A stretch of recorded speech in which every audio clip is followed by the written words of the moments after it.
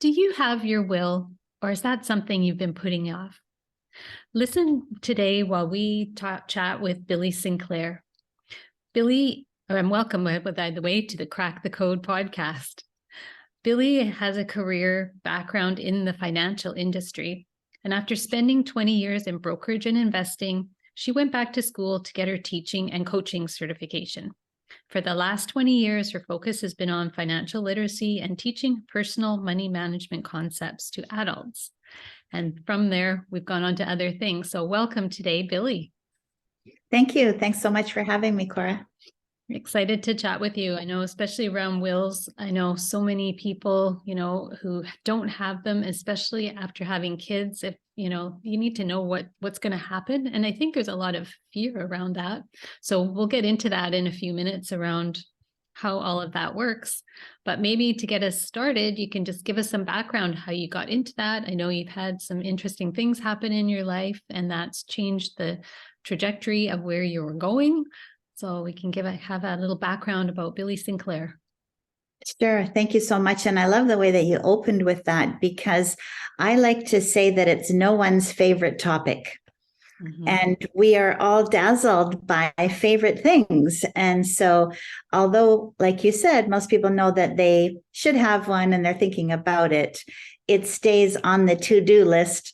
It just never quite makes it to the top. And I don't mean never, but mostly never. And I myself, like you said, I had been coaching and teaching in personal money management actually about 15 years at the time. And then sadly, my brother passed, and he passed very suddenly. And I never thought about whether or not he had a will. And it was not something I taught, but I had my own will. And I just got it because I was in a networking chapter and there was a notary public there, and I got it. But I don't know how much, you want me to go into the story in a little bit later, but it turned out that because he didn't have a will, I discovered an incredible amount of, really pain and anguish that a family will go through when one of their loved ones died without a will. And because I was at the effect of it, and I'm a teacher, I really dove into this steep learning curve and ended up sharing it with others of the solutions that I found. Yeah. So were you teaching financial things when you did your teaching before you got into the will stuff? Yes, exactly. Financial literacy, 4 basic topics, 110-page curriculum that we were teaching in adult education around our area. And very successfully, like we were an organization that was regularly called upon to come in and teach, but it just you don't know what you don't know. And I did not know what a big deal it was to not know about that topic. Yeah. Well, and I think a lot of us don't necessarily have the background in financial issues as well. We have parents who didn't teach us that stuff. A lot of us who had parents through the war years, they just hoarded things. They didn't talk about topics like planning finances or creating wills or anything for your future. How did you find that with the financial stuff? Was that mostly for adult based, or was that for kids? It was all for adults. And I found that a lot of people did have comments such that, I wish I had learned this when I was younger. But it's funny, Cora, it's also one of those things, just like we were talking about wills. The financial topics hover around us. But again, they're no one's favorite topic. So we get very dazzled by the favorite things in life. And so oftentimes, even when financial concepts, we're exposed to them, we don't necessarily want to dive into them and we don't want to learn them. But because I had been in the financial field from such a young age, I actually started with Merrill Lynch when I was 19. It was just like water to the duck. It was just so around me. I didn't have the fear around it. And it was, I was a bit of a sponge, so I just wanted to learn it all. And not that I made all perfect financial decisions in my life, but I just began to see that if I could normalize and make this topic a little bit more easier to swallow, then I could affect more people in a positive way. Yeah, I know. I mean, I've been telling everybody lately, I think, wouldn't it be great if by the end of high school we could have financial training and, get rid of our emotional baggage, which is what I help people with now. But, a lot of us are dealing with that now later in life because we didn't get to deal with it then. And it's all stuff that happened to us from our younger years. But just imagine how much more confident we'd be going forward if we could have all of those tools with us. And I love that you're saying that, because I actually feel like we're the generation that first saw that we need to pass on better stuff, and we feel responsible for the next generations learning it, instead of, like you said, kind of hoarding it, or kind of feeling like, well, my kids don't need to know my net worth, my kids don't need to know about our stuff. We are the ones that changed that. And so our children, their lives probably look quite a bit different, our being this generation. And then their children, of course, their lives are also looking quite a bit different financially, because we were willing to open that closed box.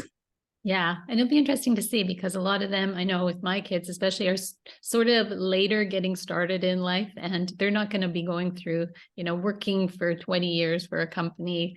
The world is just so different right now. So it's going to be really interesting to see how that all spins out. Yeah, I definitely agree. Yeah. So tell us more. So your brother, he died quite tragically and quickly. And tell us some more about, what happened during that time when you found out he had no will, and what you kind of had to go through with that. Sure. Well, when we say he died by tragically, it was by suicide. And so that was an extra entire emotional layer, of course. But he also, I was very close to him. He only lived 10 minutes away from me. So, I was his support network. And so when this happened, I was able to communicate with his landlord, for example, and with his employer, and get some of those basics taken care of, in spite of the emotional stuff that was going on. Those are like the practical things that you can't get out of. And then I contacted the CRA to let them know that he had passed. And at that time, they said, well, he's 5 years behind in his tax papers. Would you submit those? I submitted them. And wouldn't you know, he ended up getting a refund after his death. And that's when this all started. Because prior to that, he wasn't a car guy. He didn't have any money in the bank. He was working, but he had a cute little apartment that he paid, rent for. But who would have thought about the whole will thing? And then this check arrived in the mail payable to his estate for $6,000. And when I took this check to the bank, they were like, well, yeah, we can cash it. No, we can deposit it for you as a courtesy, but we can't cash it because we don't know who the money should go to. And like I said, this was the beginning. And I said to them, well, yeah, but I'm just a sister, I don't need the money. Of course, I want the money. But what if I was a wife? What if the money that he had in his account, I couldn't access it? And that was how we paid our rent. And they're like, yeah, that's why people need a will. And I'm like, I don't think people know this, because I didn't know this. And I've been teaching for such a long time. So I said to him, what should I do? And he said, well, go see a lawyer. Okay, I thought, problem solving happening. And so I went to see the lawyer, and they explained the court system and how I had to let the courts know that I was the person who should administer my brother's affairs and get their permission. And that sounded like a pretty good idea.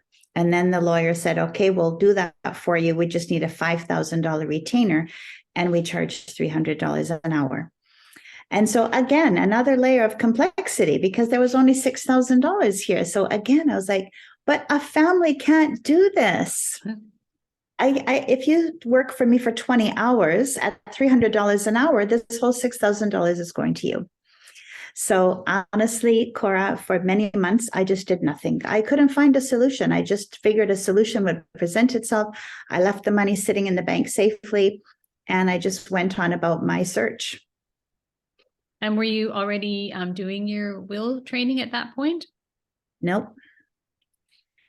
That was what really started it, when I started to see just how difficult it makes life for the family left behind.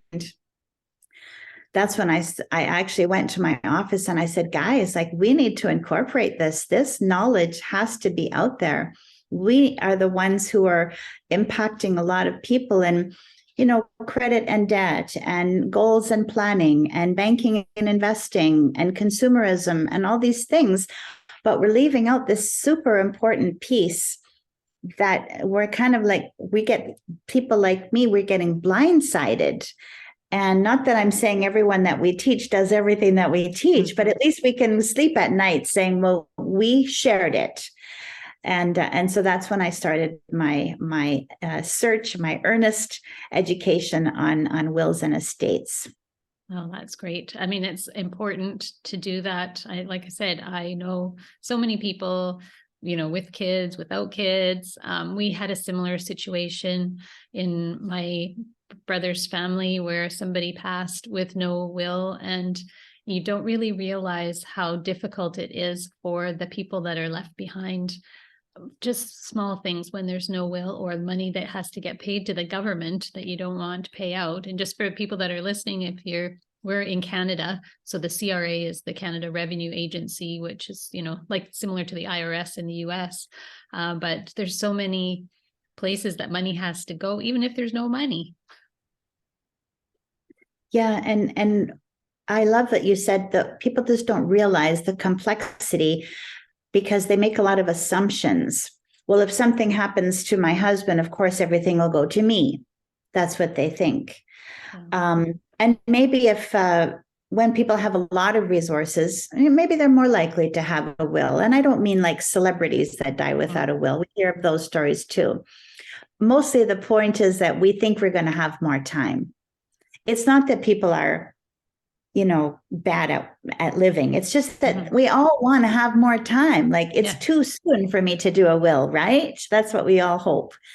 And so once a person has a small amount of assets, as I said, when the lawyer asked me for a $5,000 retainer, I was like, well, wait a second. What if this check was only $4,000? Like, how are we supposed to proceed? And so it took me about 8 months until I found the solution that I started shouting from the rooftops. Yeah. And so now, how do you help people who, come to you because they don't have a will? What are some tips that we need to do?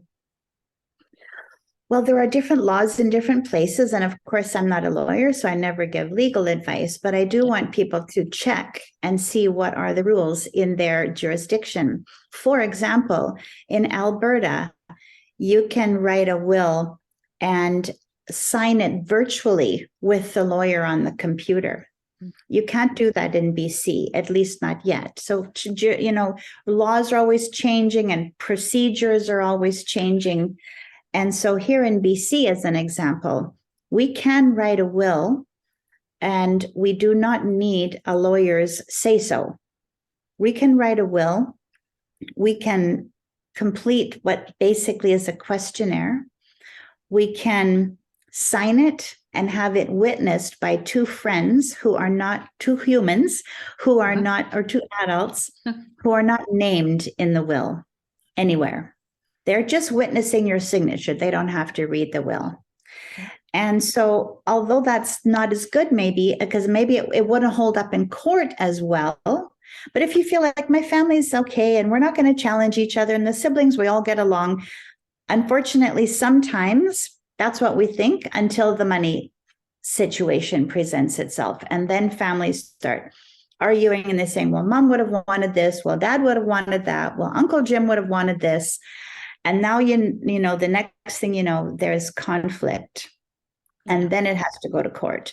So by laying things out specifically, as you said, in our will, at least to a certain degree, there could be less argument within the family because nobody can say, well, mom wanted this. Well, mom wanted what's written here. Yeah. And legally, the executor is obligated to fulfill that wish. Now, an executor can change their mind and say, I don't want to do this job. I'm so done. I don't want to do this job. So there's a lot of complexity to this whole topic.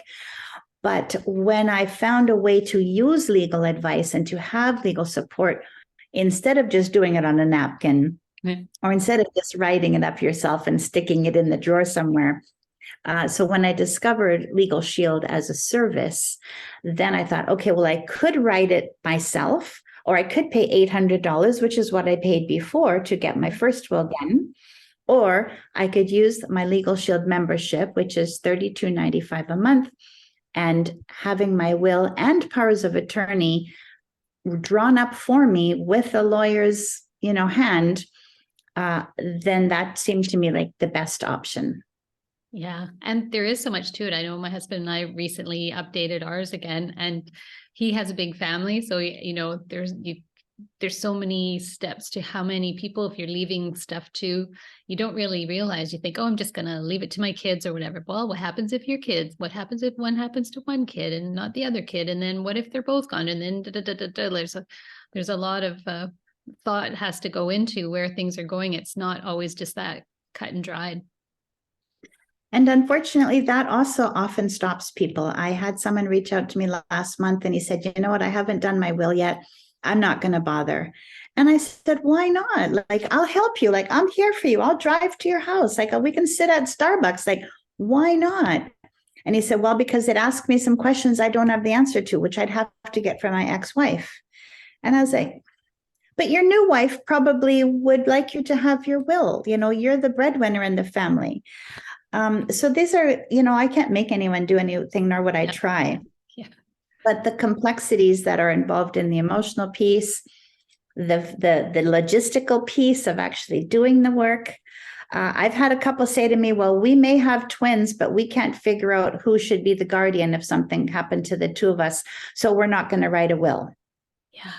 And I said, okay, so what you're basically saying is that a court-appointed stranger would be preferable to a family member that you currently have, on your list. And if that's the case, I empathize, but I have a feeling that that wouldn't be the case, that you wouldn't want your twins to stay with this court-appointed stranger if they had the option to be with family. Right. And yeah, and I think that's what we need to think about more is putting our family in the situation, because it's already, you're going to be very emotional. Yes. And you might not have the emotion and the practicality to deal with what's going on, never mind having to deal with that part. Like, you must have gone through that with your brother. Like, you're already so emotional from this happening. It's not like you knew they were dying or anything and you had some time to do some of the grieving beforehand. And now all of a sudden you get these huge decisions that have to be made, and a lot of them cost money, and you also have those emotions all lined up. So I think we need to kind of think ahead, like, who's going to have to clean up our mess, kind of thing. Well, I love that you mentioned that it costs money, because that's a piece of the puzzle that people do not wrap their brain around. So, for example, if I didn't want to spend $5,000 to get access to my brother's estate, someone's going to have to do that. And someone's going to have to spend $300 or $400 an hour to make this happen. Yeah. And now I get it. Some people might say, well, I'll be gone. Whatever happens, happens. Right. Okay, we're not talking to you. We're talking to the ones that actually do care. And because we do see tragedies that happen around us, it's been bad weather. We've had some terrible tragedies happen lately. We've seen lives lost, more in the news. We've seen lives lost, all year, all around us. And those people had families, and those people are now dealing with some of these issues. And I'm telling you, Cora, if it wasn't for the fact that my brother had no car and he had no money in the bank, if it wasn't for the fact of that, and then what I ended up having to deal with. So, we can't be fully prepared.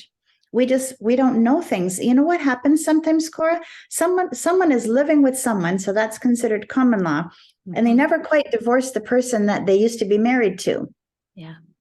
Now, if something happens to them, that's a very complex situation where actually the wife has more rights, the original wife, than the current woman who might have been with this man for 10 years. So these are things that, we, like, as a financial literacy educator, you just want people to clean things up. Like, let's just get these things off of the list so it's nice and clean and we can go on and live our lives. Yeah. Well, like I said, it's not a fun thing to do. Nobody loves doing it.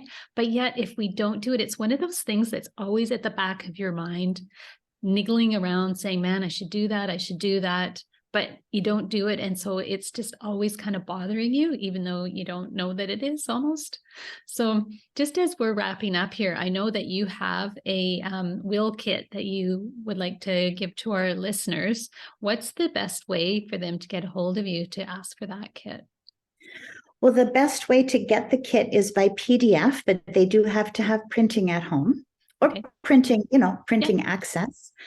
So it'll be the questionnaire and a couple of handouts that explain some of the things, like the top 10 reasons to have a will.